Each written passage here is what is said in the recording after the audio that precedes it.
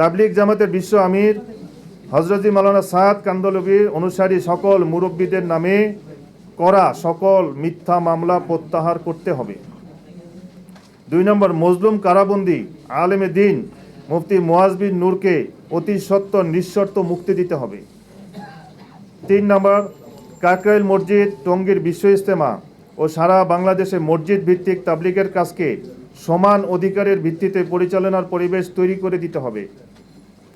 4, তাবলিগের যে কোনো বিষয়ে হেফাজত বা জুবায়েরপন্থীরা এক পক্ষের ব্যক্তিদের সাথে বসে সিদ্ধান্ত গ্রহণ পরিহার করতে হবে।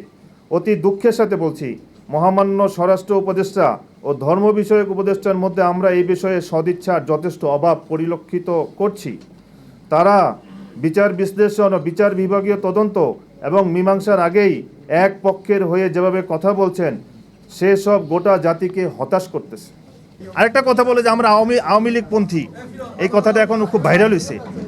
মানুষ প্রতিপক্ষকে ঘায়েল করার জন্য কত রকমের কথা বলে, তার মধ্যে এটা একটা অস্ত্র, তারা পারমাণবিক অস্ত্রের মতো একটা অস্ত্র ব্যবহার করে যে আপনারা আওয়ামী লীগপন্থী। দেখেন 2016 পর থেকে 7 বছরে আমরা আওয়ামী লীগের থেকে কোনো সুযোগ সুবিধা পাই নাই।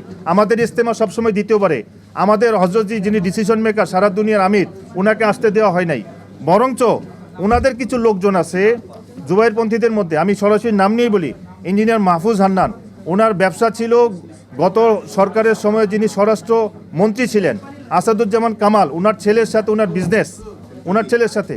তো আপনারা বলেন যে আসলে আমরা কি আওয়ামী লীগপন্থী নাকি ওনারা আওয়ামী লীগপন্থী? 2 নম্বর হলো এটা যে এই যে নারায়ণগঞ্জের একজন ছিল কি নাম পলাশ, এবং ওই যে আসগর নামে একজন আছে ডাক্তার আসগর, যিনি পিস্তল নিয়ে একবার ধরা গেছিলেন, তো ওনারা তো আওয়ামী লীগপন্থী। আর শুনেন আরেকটা কথা বলি, তবলিগ কোনো দল না, দলেরও না। তবলিগের মধ্যে সব রকমের লোক আছে, আওয়ামী লীগ বলেন, বিএনপি বলেন, জামাত ইসলাম বলেন বা জাতীয় পার্টি, সব রকমের লোক তবলিগের মধ্যে আছেন। এটার নামই তবলিগ, উম্মতকে এক করা। আচ্ছা, আরেকটা কথা বলে যে আমরা নাকি ইসরায়েলপন্থী আমাদের কিছু মুরব্বীদের ব্যাপারে। তো ইসরায়েলপন্থী আপনি এভিডেন্স দেখ, একটা কথা বলে দিলেই তো হয় না। আপনার ইসরায়েলের পাসপোর্ট, আপনার পাসপোর্ট ইসরায়েলের ভিসা আছে কি না এটা দেখেন। আর ইদানিং একটা কথা বলতেছে আমাদের তবলিগকে ঘায়েল করার জন্য এরতেজা বা আমাদের যে অনন্ত জলিল আছে তাদেরকে নিয়ে। দেখেন আমি এই কথাটা বারবার বলি, তবলিগের মধ্যে সমস্ত রকমের লোক আসে এখানে, মন্ত্রী থেকে শুরু করে সরকারি উচ্চ পর্যায়ের লোক থেকে শুরু করে মাছওয়ালা তরকারিওয়ালা সবাই এক প্লেটে বসে খানা খায়, এটার নাম তবলিগ। অনন্ত জলিল সাহেব আইসা মাঝখানে 3 দিন সময় লাগাইছে, এই জন্য কোন তবলিগের অ্যাক্টিভ ওয়ার্কার হয়ে গেছে? এরতেজা মাঝখানে এসে কিছু সময় লাগাইছে।